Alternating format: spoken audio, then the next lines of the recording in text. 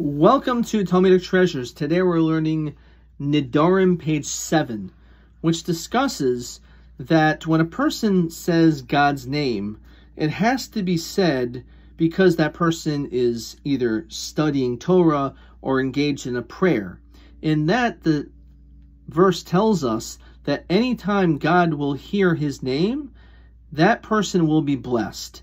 Namely, that individual will be blessed with abundant wealth. And therefore, we can deduce the opposite. If instead of you saying God's name because it is connected to prayer, if you just decide to say God's name freely or levatala in vain, then the opposite will happen. Then you are going to be struck down with poverty. That is the punishment that can be deduced. And therefore, it's said that if you happen to hear an individual that is freely saying God's name in vain continuously, then that individual actually is supposed to be put into nidui, which means excommunication. And what is that reason for that punishment? Because excommunication doesn't just mean you're not supposed to talk to that person. It basically means that no one's going to be engaged in any business dealings with them either. And therefore, it stands to reason that that individual will ultimately, because he has been ostracized and removed from the community, that individual is going to potentially become poor. And therefore, that is the potential situation of what will happen. That will be the cause and effect. Now, it's also brought down over here, though, that even though you do need to excommunicate them, it doesn't mean you have to do it for a long period of time. You could immediately remove it.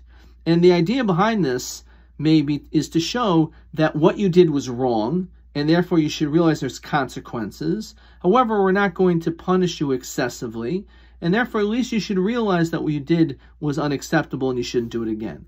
Which of course teaches us the notion when it comes to teachers and parents of corporal punishment, that sometimes the way that you're able to get across a message to a child does not have to be in such a severe and strict manner. You could give a small, tiny punishment for a small amount of time, and that will be enough for that message to be sent to that child to understand that they need to change their approach and change their way of doing things in a classroom or at home.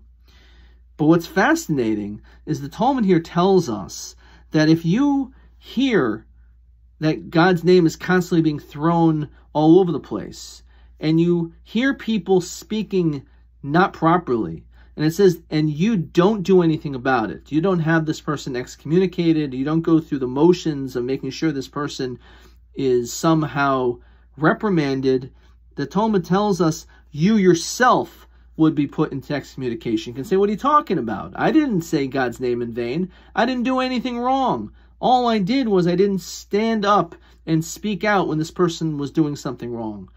And on this is a very important concept that we find actually many, many times throughout the Talmud. There's a concept, namely shtika kahodah, that when you are silent, that silence is deafening, because you are giving the impression by standing nearby an individual and saying nothing, it shows that you are on some level in agreement to what that individual is saying. Instead of you protesting and saying this is unacceptable, by you saying nothing, to the casual observer, it looks like you're in absolute agreement to that other person. And therefore, you are actually part of the problem. Instead of you speaking up and to be able to cause this issue to be minimized or to be removed, by you saying nothing, that doesn't make matters better. In fact, it shows that you actually agree to it. And of course, this is an important lesson throughout all of our lives.